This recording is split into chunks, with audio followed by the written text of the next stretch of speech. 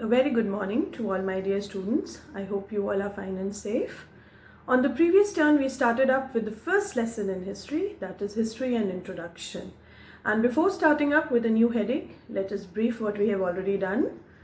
We studied about the meaning of history. Now, history is the study of past events which had happened long ago, and we are studying about them in a sequence, that is in a chronological order. Then the people who are studying and writing about history are known as historians. Basically, there are two sources of history, the literary source and the archaeological source. Now, anything which is in writing comes under literary source. Now, literary source can be further subdivided into two categories, religious literature and secular literature. Now, writings which deal with religion comes under religious literature. For example, the Vedas, the Ramayana, the Mahabharata. And the writings which does not deal with religion comes under secular literature. For example, Arthashastra by Kautilya. Now let's start with the second source, that is the archaeological source. And before starting up with this source, let's study what does the word archaeology means. The word archaeology in Greek means the study of what is ancient. Now anything which belongs to the ancient period comes under the category of archaeology. Now, archaeology is also the study of human life through the discovery and study of archaeological sources. Now, what are these archaeological sources? They are the evidence or the proof through which we come to know that life existed in the primitive years. For example, the ruins of buildings and tombs. There were buildings and tombs in the primitive years which got destroyed due to many reasons, and hence they are included in the archaeological source.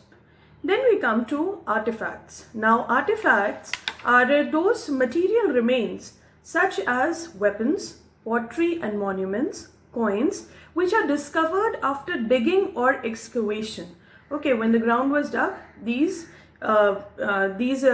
pottery weapons, they came up, and they are a source of information about the people who were there in the past.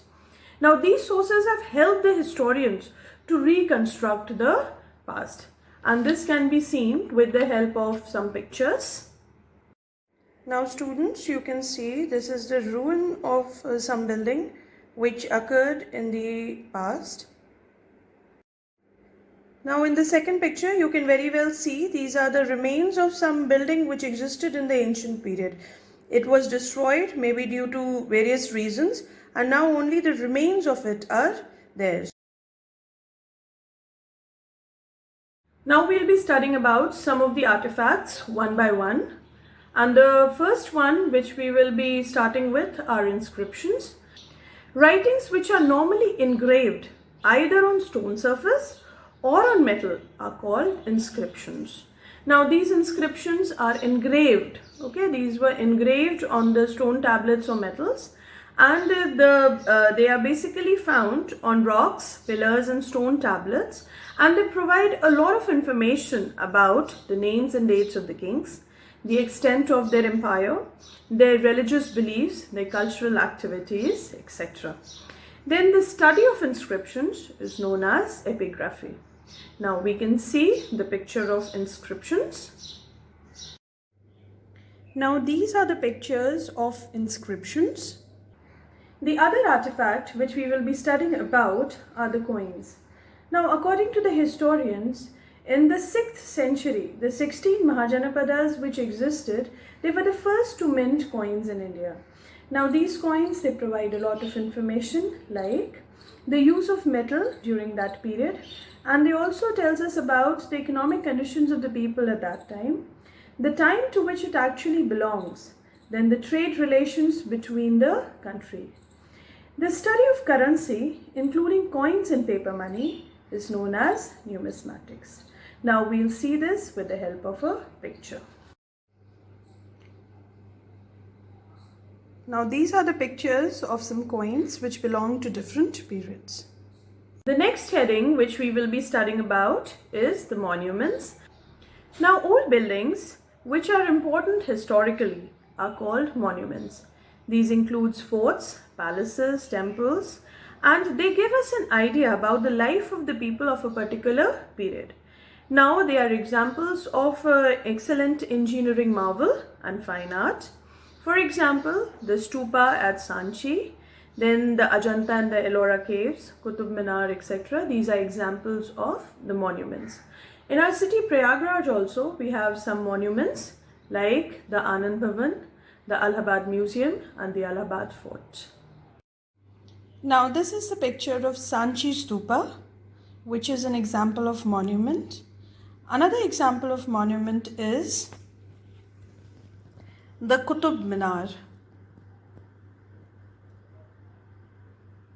The next heading which we will be starting up with is the early man. The first human-like creatures which appeared on the Earth's surface 5.6 million years ago were the early man. The primitive man lived through various stages of evolution, and this can be seen with the help of a picture. Now this picture shows human evolution. He shifted from a nomadic life to a settled agricultural life. Previously, he was wandering from one place to another, and after the discovery of certain things, he started leading a settled life.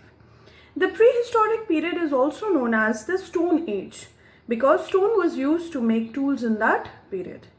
Now, the prehistoric age can be divided into three periods: the Paleolithic Age or the Old Stone Age, the Mesolithic Age or the Middle Stone Age, and the Neolithic Age or the New Stone Age.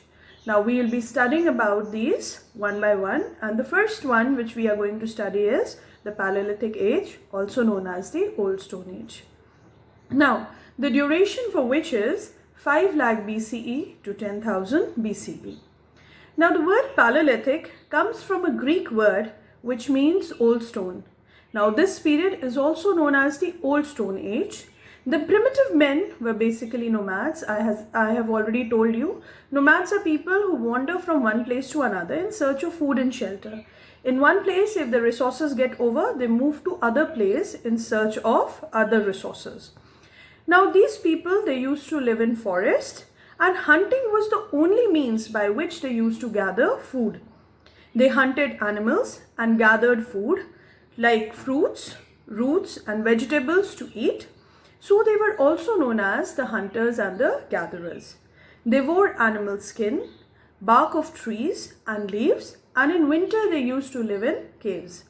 Now in this period, there were two most important discoveries. One was the discovery of fire, and the second one was the early man came to know how to make tools. Now the paintings of this time were a great source of information, and hundreds of paintings of animals have been discovered in India as well outside India. Now we'll see some of the pictures which belong to the Paleolithic period.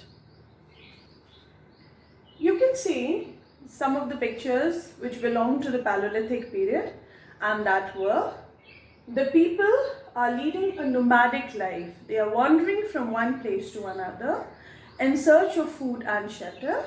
They are hunting and they are gathering the food.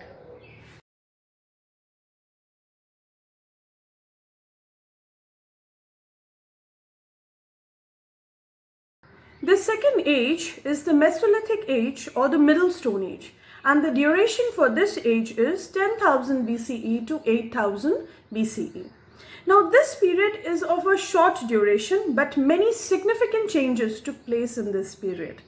Now man started making smaller, sharper and more efficient tools, and because of their size, these tools were known as microliths. Now micro means small and lith means stones. So they were making tools which were made of stone and which were in smaller size. Now these tools included bone tools, the borers, the scrapers and the arrowheads. Now axes were given wooden handles which made their work easier. The bow and an arrow helped them in hunting fast moving animals. Now these tools have been found in many parts of India, like in Punjab, Gujarat, Madhya Pradesh and Andhra Pradesh.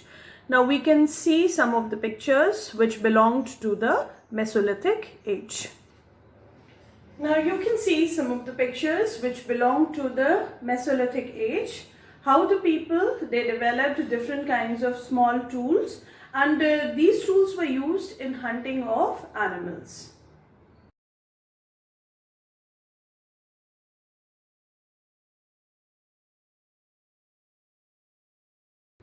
The next age which we will be studying about is the Neolithic age or the New Stone Age, and the duration for which is 8000 BCE to 4000 BCE.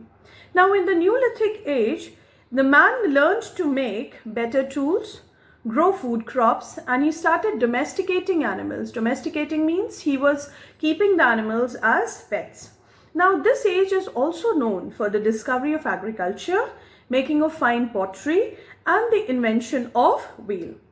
Now man, as he discovered agriculture, he started settling near the sources of water, and he started living near the rivers and the lakes.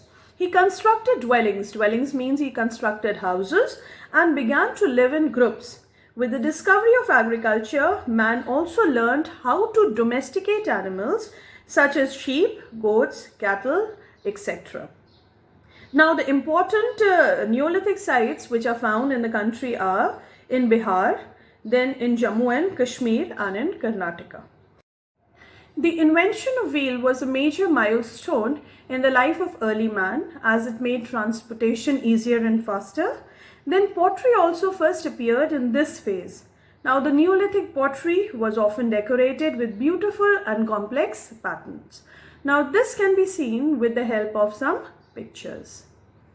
Now these are some of the pictures which belong to the Neolithic period. Here you can see people are making the dwellings, and they are domesticating animals and leading a better and a settled life.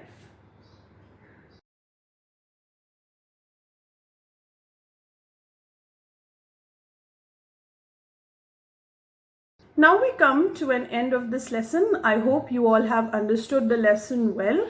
You have to make a register for question answers. The register, the first page of the register should be the index page. And on the next page, you will write the date, the heading of the lesson, the chapter number. Then you have to draw the side margin. I'll be sending you short and long questions both. Short questions, firstly you'll write, following the long questions. The questions should be in black ink and the answers should be in blue ink. Try to complete your work on the same day when the link is sent to you. So have a nice day.